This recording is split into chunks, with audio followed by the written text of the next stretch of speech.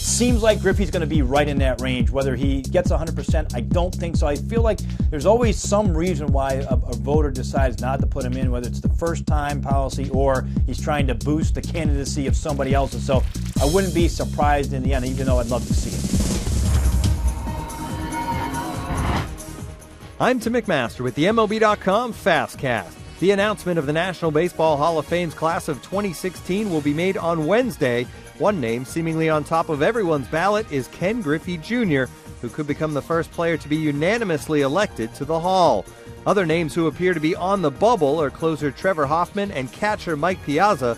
MLB.com's Jim Duquette explains why this could be the year that Hoffman and Piazza enter the Hall. Even though it's one of those where we know it's a position, it's an important position, it's kind of like the DH. Like, if these positions exist, if you were to look at one of the all-time greatest closers of all, it's Trevor Hoffman. And in fact, there's an award named after him, too. And I think this is the year for Mike Piazza. And I really look at it, you'll say, boy, one of the greatest all-time catchers, probably the greatest offensive catcher in the history of the sport, outnumbered Johnny Bench, Carlton Fisk, Gary Carter, Yogi Berra, any of the great all-time catchers that are in the Hall of Fame, 427 career home runs. I think this was one of those where eventually he was going to get in. With the loss of Zach Greinke to the Diamondbacks, the Dodgers are looking to shore up their rotation.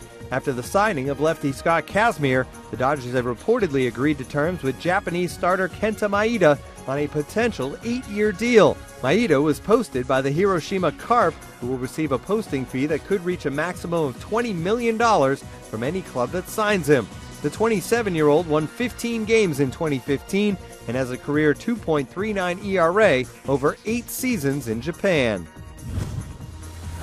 The Marlins are said to be closing in on a deal with free agent pitcher Edwin Jackson. The 32-year-old could fill a role either at the back of the rotation or as a long reliever in Miami. The 13-year veteran, Jackson split time with the Cubs and Braves in 2015, making 47 total relief appearances. The Cubs still owe Jackson $13 million.